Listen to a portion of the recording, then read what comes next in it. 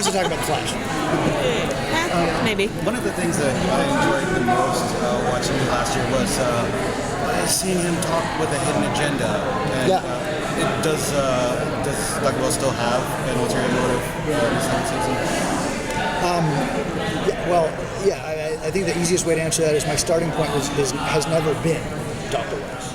And that is what gave the agenda. My starting point, who I play, the reason I signed on is to be the Reverse Flash and Eobard Thawne, and that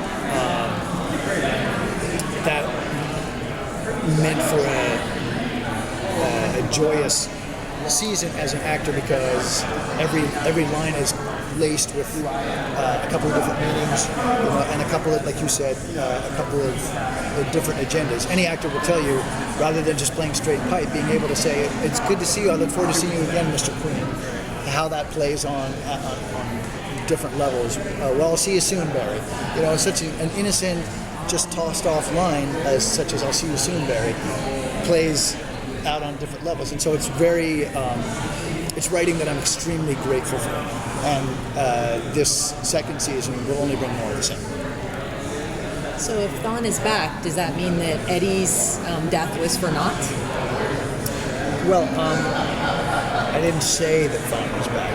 I like that objection. You're trying to pin me into a corner, Your Honor. I said my starting point is Eobard Thawne, and you read into that, which is what we're trying to do. We're trying to read into stuff, which is great.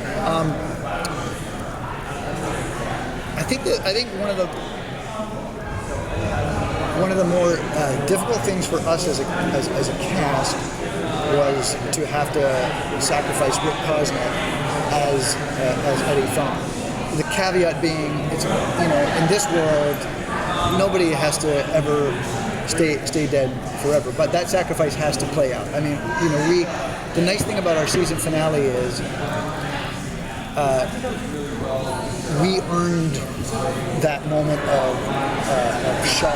But if you were watching and you anticipated it, then it probably was less gratifying for you. But for a lot of us, for example, Grant and I, when we read it, it was like, oh, okay, how does he ultimately defeat? It's not Flash versus Reverse Flash. It's actually this fellow comes out of the corner. It's like a face-off between superheroes, and then they're fighting, and then bang, a gunshot, and then you look, and it's the person has come from behind, and the person falls down, revealing. We've seen that trope all the time in movies.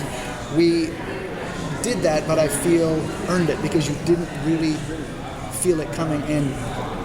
It also, I think, was bittersweet for a lot of the people who watch this show, because they love the guy, and that means that we actually did earn it, because they were sorry to see him go, and that sacrifice was poignant and yet organic, and a great way to defeat, or at least to win around, for Barry to win around versus Harrison / Reverse Flash. So I think we were all very happy with the season finale. I think that the writers should be pleased with themselves.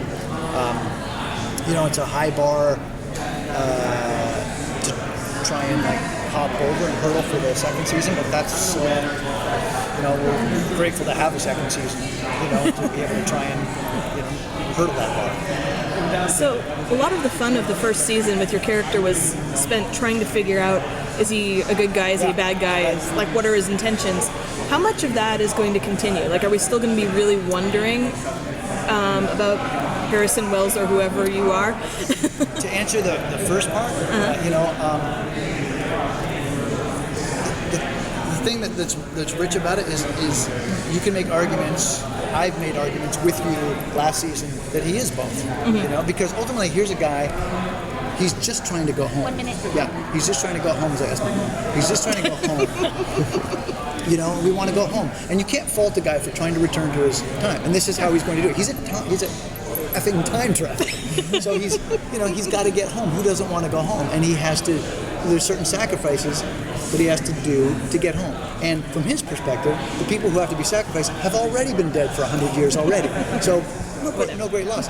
At the same time, he has to marshal all the forces he can to protect Barry Allen, because Barry Allen is necessary for that. But also, as he does that, it's a genuine marshaling and a genuine protection. And as he does it, he's genuinely taken with Barry. Those, as he, as the writers wrote and the words I said is like, you know, he genuinely felt affection for those things. The fact that it wasn't just, I'm nasty and dastardly, and I have a plan, and I would have gotten there, but it wasn't for Rick Cosnett, and he shot himself. Darn it! It wasn't that. Like, he had, like, there's genuine emotion there, and so for the second season, yeah. I mean, again, my starting point is always, you know, has been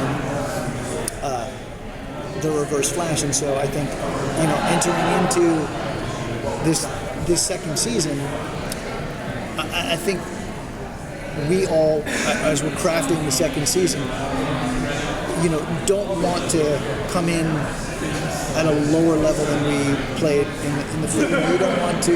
You're always trying to, you know, to use this athletic term, you're always trying to, you know, win the championship. We're not playing just to make the playoffs, you know. So whether we succeed or not will be up to you guys and the viewers, and hopefully we will.